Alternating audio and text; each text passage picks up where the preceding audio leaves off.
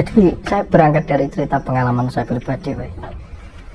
Ketika saya berguru, mendiang guru saya itu tidak pernah memberikan sinisisme dan ancaman seperti itu.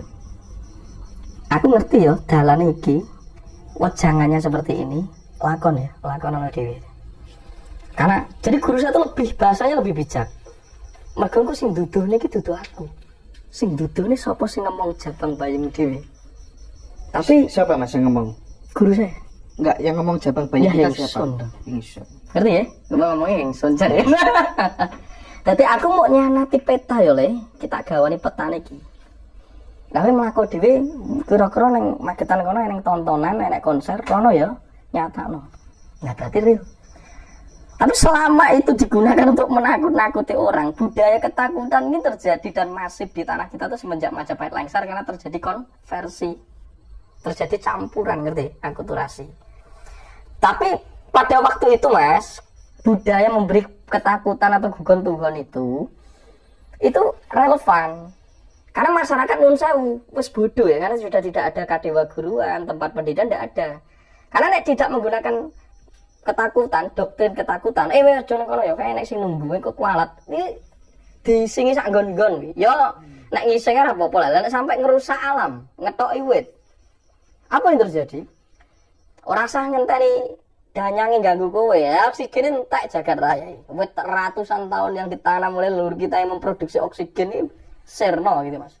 Kowe rasa ngenteni leluhur ngamuk ya leluhur jagat Dewa Batara ini ya wit entek ya sampean menggek-menggek ambekane akeh wong ora semua itu. Nah, ini yang terjadi. Nah, otomatis itu masih relevan ya karena budaya pemahaman atau kawruh atau sekolah itu sudah tidak ada semenjak Majapahit. Entenge wong iki wis korban perang, korban wis konflik antar kerajaan gitu ya. Jadi budaya itu relevan untuk menjaga emosional, untuk menjaga alam pada waktu itu. Sebagaimana alam itu yang digunakan untuk menghidupi umat manusia. Maka itu dipakai. Tapi nek dino iki gak iso nggunakne cara seperti itu. Karena sinisisme dan ancaman itu adalah kandungan energi yang bersifat rendah. Uang ini nek digetaki, diseneni, diancam, prosentasenya limit untuk dia bisa bertransformasi. Tapi ngomongnya gak digetak, bukan kita tegas. Nah tegas itu kita harus tahu momen. Namun diseneni, disalahne, dielek-elek, dikritik, minder, melimpus malah dia tidak akan mekar. Iso dadi malah pendendam. Sampai bareng nek wis tuwek geyocon ya Mas. Saya di awal itu karena basically-nya saya dari pesantren gitu ya. Iya Mas. Banyak Mondok ya? Namanya iya, guru saya itu yang merasa pokoknya pengetahuannya merasa ya paling benar sendiri gitu. Terus kemudian saya geser ke spiritual. Kasusnya sama ya, di spiritual juga sama. Selama sistem keyakinannya sama, podo yo enggak mes duitnya, enggak mes wedoane, enggak ada bedanya ternyata. Jadi bagi saya jika pun ada orang gampang menemukan guru sing wigati. Jadi guru kawruh atau guru spiritual itu guru yang menunjukkan ada kemampuan dan kelebihan atau rahmat Tuhan di dalam dirimu sendiri. Jadi nunjukne kowe iki ben dadi awakmu dhewe, manunggal karo jati dirimu dhewe, ora dadi kaya aku sebagai gurumu. Lah hari ini banyak guru tuh mendikte muridnya kudu kaya aku. Ya ora iso, akhirnya terus melu kaya gurune muk semedi tok, tengok-tengok tok ora gelem nyambut gawe. Lah jatahe wong beda-beda. Artine ngangsu kawruh iki ben dadi awake dhewe. Nalare urip satu dekade kehidupan iki diutus dadi apa uripmu iki? Saka mbahmu gantung siwur, mbah canggah iki bentuk apa? Lawi laki dadi kecenderungan, ya engko kira-kira kerjamu, misi jiwamu gitu, uripmu kaya kuwi. Ora terus kaya gurune melu meditasi tok, terus ngalor idul padha mergo terlalu fanatik mengikuti gurunya, nek iso kaya gurune gitu. Jadi diikuti bukan ilmu kawruh ben iso nembus jati dirine dhewe, tapi melu. Jadi dia ikut ingin menjadi seperti gimmick dan gaya gurunya itu. Atau ikut menjadi kepribadian gurunya. Masalah. Akhirnya kudune mau ngajeni ngormati. Itu mujo Mas. Aja mujo gurumu, ora ketemu apa-apa nek mbok pujo. Oke. Dihormati. Berarti ya ketika dihormati selalu ada jarak. Nalarmu juga hidup, rasamu juga hidup. Oke. Oke Mas, tentang portal lagi Mas. Kalau kemudian ada orang yang senantiasa pergi ke sana kemari untuk membuka portal energi ini dan lain sebagainya, itu masuk akal apa enggak sih? Caranya kok dibuka portal itu portal apa gitu? Portal ini gimana maksudnya Mas? Saya kok awam. Lah bahasanya mau anyar ya. Bahasanya generasi Z. Jadi yang ini apa ya? Jadi generasi milenial itu mulai rindu terhadap apa yang pernah diajarkan oleh masa lampau, terutama kebijakan kuno yang diwarisi turun temurun ya. Itu mulai rindu yang disebut ranah batin atau spiritual. Maka generasi muda itu mulai untuk mencari atas kerinduan itu. Dia mulai mengumpulkan bahasa-bahasa dari luar negeri, dari manapun, karena di sini sendiri tidak ada yang memberikan itu. Dan wis langka. Ya jadi salah ya gitu. Karena dia ya oke lah. Walaupun dianggap halusinasi, tapi setidaknya mereka tuh lebih healing daripada kita sing tuwe-tuwe. Nah setelah itu kayaknya tak ngomong gitu ya, kita ngomong. Jadi portal itu bisa disebut sebagai mandala itu. Nek bahasa Jawa. Nah mandala itu apa? Pemancar. Jadi bumi ini juga memiliki pusaran-pusaran tertentu yang bersifat energetik, yang itu selalu memancarkan sumber energi tertentu. Ketika kita bisa berada di sana, itu dijadikan tempat untuk ritualan atau sakralisasi atau pengkudusan. Pengkudusan bukan berarti artinya adalah tunduk terhadap sesuatu di luar diri kita dan kita pokoknya harus manut, bukan begitu. Kekudusan adalah melatih agar kita lebih fokus terhadap apa yang kita kehendaki ketika kita duduk di sana. Jadi tunduk ya karo pikirannya dewi Mas, menundukkan ego sendiri. Nah, ketika di sana energi itu terjaga turun temurun karena ada air, tanah, gitu, batu, pohon itu menyimpan memori tertentu dari para pertapa sebelumnya atau para pitara sebelumnya yang menggunakan kebijakan kuno itu. Nah ini seharusnya dijaga turun temurun. Disakralisasi artinya dijaga turun temurun. Seperti Sungai Lourdes, ya, mungkin ada beberapa tempat di dunia dijaga. Karena ketika ke sana sudah salah kaprah, ini juga menjadi dampak tertentu. Maka yang disebut tertutup apa tidak ini hanya mengalami penyusutan redup, karena ketika kita ke sana kita membawa akumulasi energi.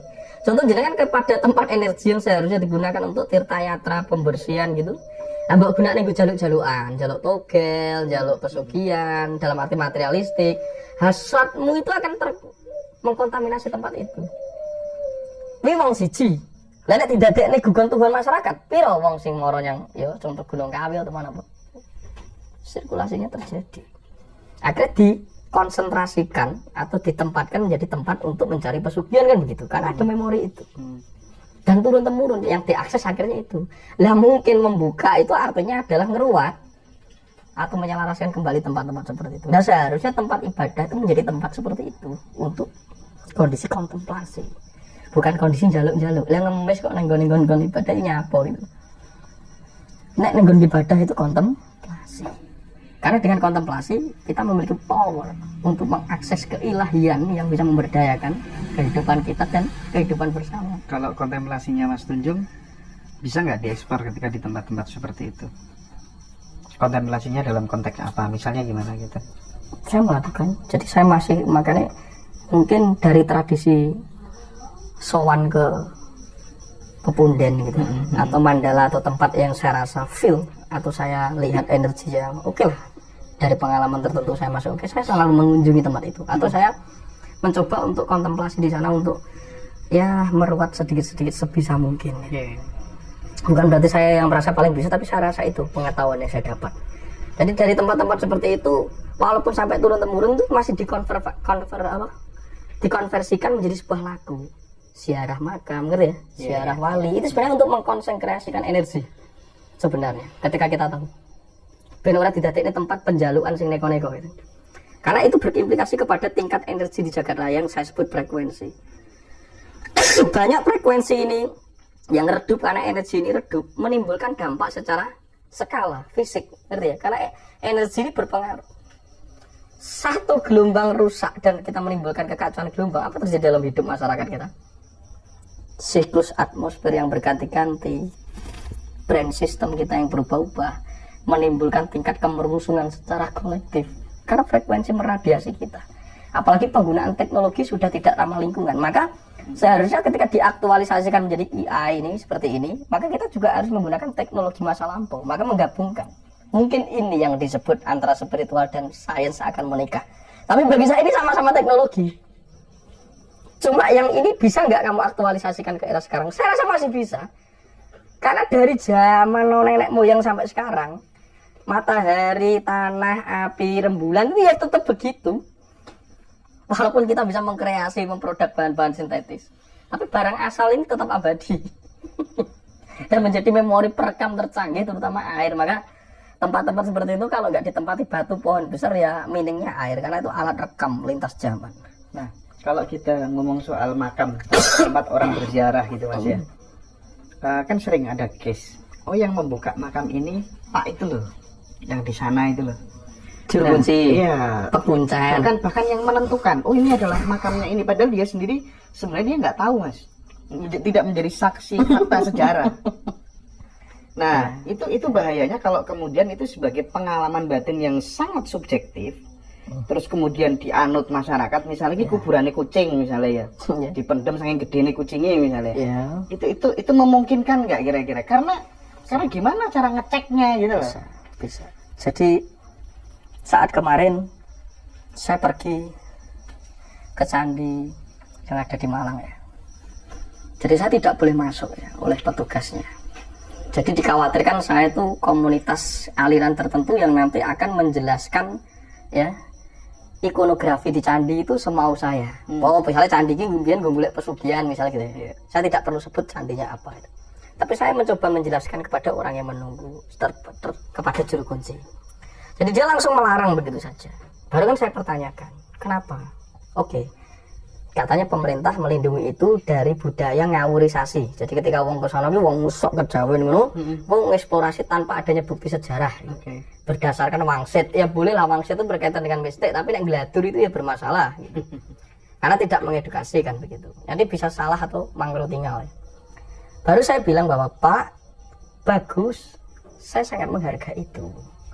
Tapi yang saya pertanyakan, karena jenengan itu adalah juru palenggahan yang ada di sini, tolong diedukasi orang yang datang itu kenapa tidak boleh. Itu saya rasa setuju. Gitu. Tapi bukan berarti langsung melarang tidak boleh.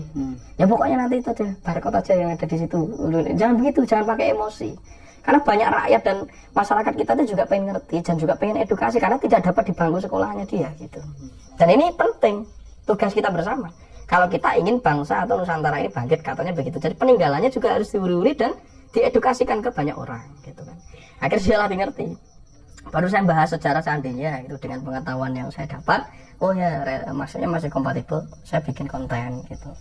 Nah setelah itu kembali kepada paparan jenengan itu. Ya memang banyak Mas juru kunci atau yang merasa juru kunci di tempat-tempat tertentu. Itu secara egoistis merasa mendapat wangsit, aku harus menunggu tempat ini. Oke, persentase 50 sampai 50 mungkin ada kebenarannya.